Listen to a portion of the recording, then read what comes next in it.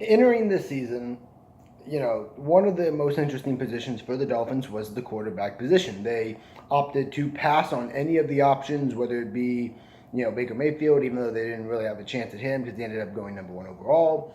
But trading up in the draft to maybe get a Josh Allen or a Josh Rosen, taking a Lamar Jackson, even taking someone like a Mason Rudolph in round two or round three.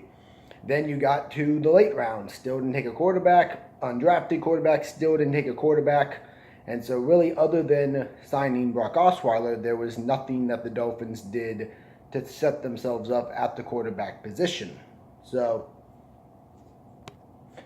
you entered the year with Ryan Tannehill as really your only option in kind of a Tannehill or bust situation. And he comes out and has 3 solid games, getting the ball out to his playmakers, making smart decisions, avoiding turnovers, looked sharp, looked like maybe a lot of his 2016 self, which Dolphin fans wanted to see.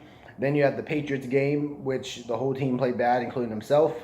Then the Bengals game, even though I think he really got hurt in the Oakland Raiders game, the Bengals game, the sack towards the end is what really did his shoulder in. And then all of a sudden you hear, well, he might play against the Bears, and he's questionable, but maybe Brock's got to play. And then Brock plays that one game, and before you know it, now the Dolphins prepare to head to play the Green Bay Packers in Lambeau once again with Brock Osweiler. This will have officially been 5 games with Brock and 5 games with Tannehill. And a lot of fans felt entering the year, if Tannehill missed significant time, which we're now at that point, would it be the end of the Tannehill era? Would you have to move on? And I think one of the things that's concerning is while Brock has certainly not played great by any stretch of the imaginations, when you look at the two numbers between Ryan Tannehill and Brock Osweiler, they're very much identical. I think Tannehill this season had like 930 passing yards. Brock's at about 1,000.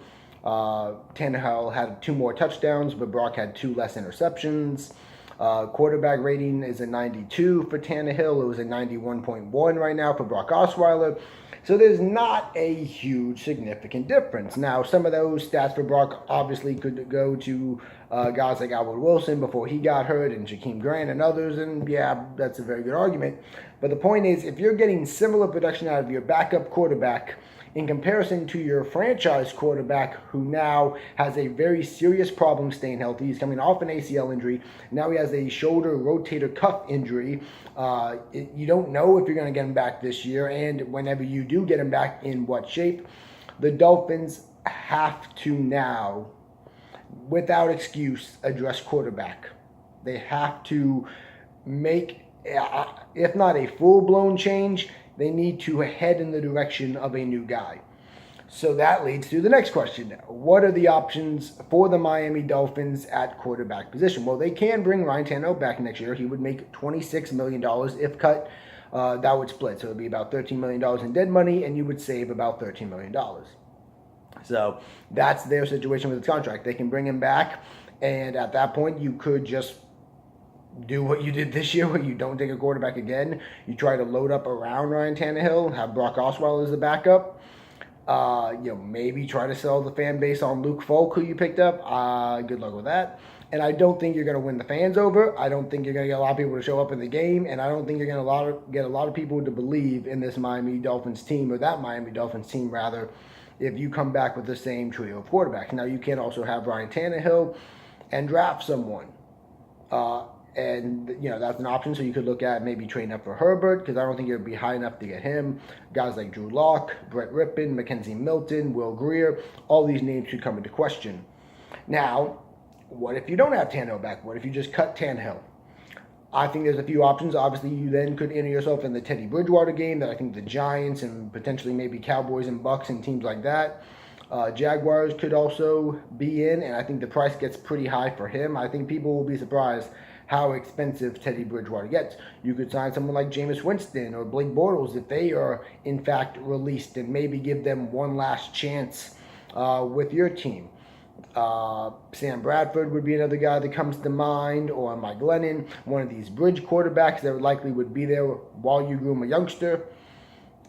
And all these are options, particularly if you cut Tannehill and maybe you want to save some money. So, for example, if you cut Tannehill and let's say you can get Winston on a $5 million year deal, that would be a total of $18 million a quarterback. You're saving about $8 million, and you can go in different options. To me, the number one thing the Miami Dolphins have to do is draft a quarterback.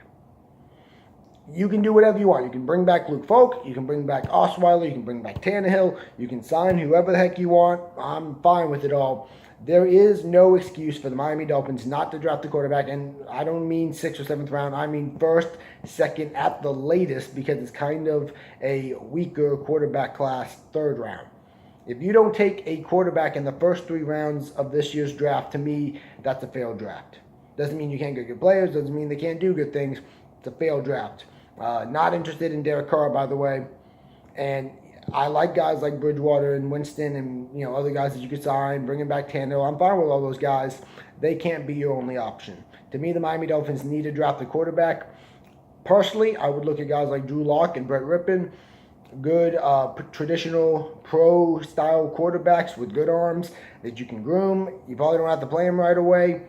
Again, unless you enter yourself in the Justin Herbert game, because I think he has a little bit more upside. And I would say at the latest, maybe 3rd round, you take a chance on Will Grier. But whoever it is, I think the ideal situation, in my opinion, would be to go ahead and let Tannehill go and find a cheap starting quarterback. Bring back Luke Falk and see what he's got, and draft someone. And that would be my trio of quarterbacks. Let me know what you guys would do. What duo or trio of quarterbacks would you bring back next year? Or would you change nothing about the team? Would you bring back Tannehill and still think him and Adam Gase can get it done? Let me know what you think down below. And, of course, I will see y'all after this game against the Green Bay Packers. See y'all then.